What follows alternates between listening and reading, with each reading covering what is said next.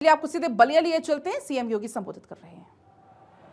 हम लोग एक ऐसे माहौल में जी रहे हैं जो कल्पना कभी देश के प्रथम स्वातंत्र समर के लिए महान स्वतंत्रता संग्राम सेनानी मंगल पांडे ने की थी, जो कामना चित्तू पांडे ने की थी। विकास की जो तड़प पूर्व प्रधानमंत्री सरदेव चंद्रशेखर जी में थी और मोहम्मदाबाद की समग्र विकास के लिए जो चिंतित रहते थे, ऐसे कृष्णानंद राय के सपनों का मोहम्मदाबाद, गाजीपुर, बलिया, उत्तर प्रदेश और भारत बने। मोदी जी और योगी जी यही प्रयास कर रहे हैं और इसी के लिए आपके पास आए हैं। बहनों और भाइयों, आज मैं पूछना चाहता हूं समाजवादी पार्टी और कांग्रेस से, क्या मुन्ना यादव, जिसको मुख्तार जैसे माफिया ने स्वर्गीय कृष्णानंद राय के साथ हत्या की थी, क्या वह पिछड़ी जाति का नहीं था? क्या रमेश पटेल पिछड़ी जाति के नहीं थे? बहनों और भाइयों, क्या प्रयागराज के माफिया के द्वारा मारा गया वहां पर पूजा पाल के पति राजू पाल क्या पिछड़ी जाति के नहीं थे? या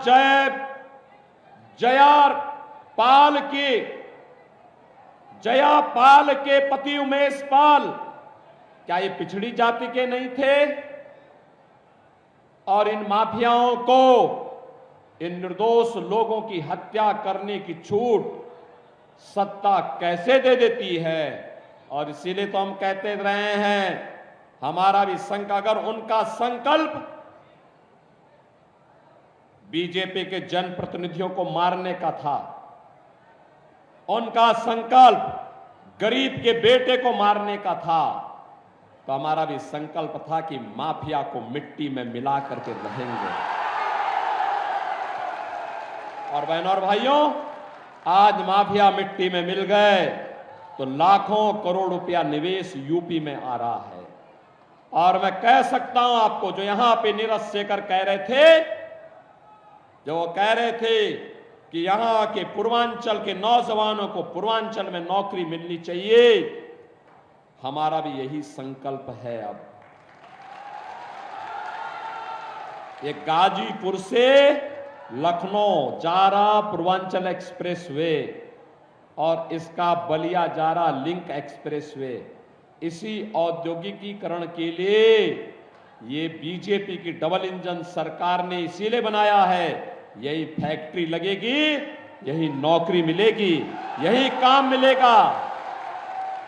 और अब तो आपके पास हाईवे भी, रेलवे भी, बगल में एयरपोर्ट भी, कई एयरपोर्ट, आजमगढ़ में एयरपोर्ट, गोरखपुर में, वाराणसी में, और साथ साथ मां गंगा है तो वाटरवे भी। वाटरवे का मंत्री हमारे प्रदेश में ये दयाशंकर ही हैं। इसको थोड़ा समझाइए, कहिए कि निरुआ के साथ, निरुआ कोई फिल्मों में काम करने दीजिए, ये स्वयं मंत्री के रूप में काम करे। कह रहे हैं कि मुझे निरुआ के साथ गाना गाना है और उनके साथ डांस करते हुए फिल्म बनानी है। हमने कहा भी देखो, तुम्हें तो अपना वजन कम करने में ही 10 साल लग जाएंगे, तब तक तुम बुढ़ा जाओगे।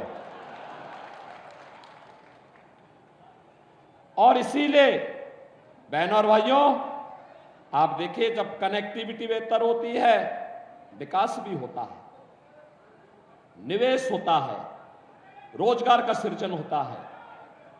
नौजवान हमारा यही नौकरी पाएगा, रोजगार पाएगा, और यही तो हम कर रहे हैं। मोदी जी ने देश को 10 वर्ष में इसी बात को लेकर चमकाया है।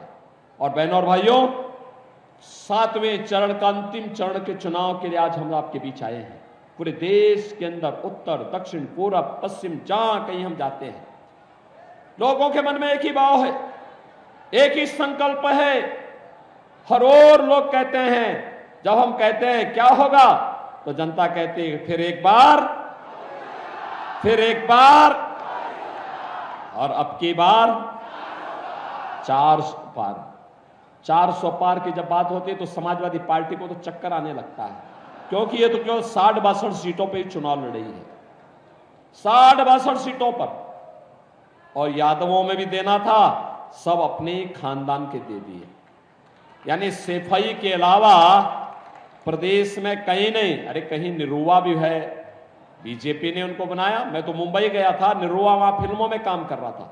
मैंने कहा भी निरुआ, अरे मुंबई के लिए बहुत किया है, चलो गाजीपुर आजमगढ़ के लिए कुछ करो। और देखो 2 साल से, पिछले 5 साल से लगातार आजमगढ़ और गाजीपुर में काम भी कर रहे हैं, फिल्मों की शूटिंग भी कर रहे हैं और वहां का विकास भी कर रहे हैं। देखो निरुआ के सांसद आजमगढ़ के बनने के बाद वहां पूर्वांचल एक्सप्रेस वे भी जुड़ गया, वहां एयरपोर्ट भी आ गया, वहां विश्वविद्यालय भी बन गया, वहां मेडिकल कॉलेज भी बन गया, नर्सिंग कॉलेज भी बन गया और संगीत महाविद्यालय भी बन गया है। देखो जब अच्छे लोग चुनते हैं, विकास भी अच्छा होता है, और ऐसे ही मोदी जी ने देश के अंदर किया है। आज दुनिया के अंदर भारत का सम्मान बढ़ा है, देश की सीमाएं सुरक्षित हुई हैं। अब बहनों और भाइयों, आतंकवाद और नक्सलवाद तो समाप्त हुआ।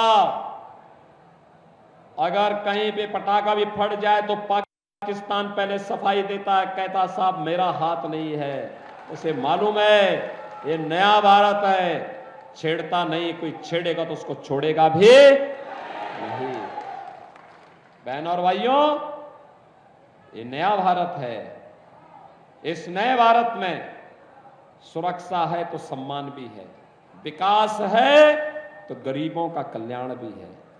यही समाजवादी पार्टी थी। राशन माफिया भी थे और आज 80 करोड़ लोगों को फ्री में राशन मिल रहा है। और मैं तो कहता हूं जो पाकिस्तान का राग अलाप रहे हैं ना,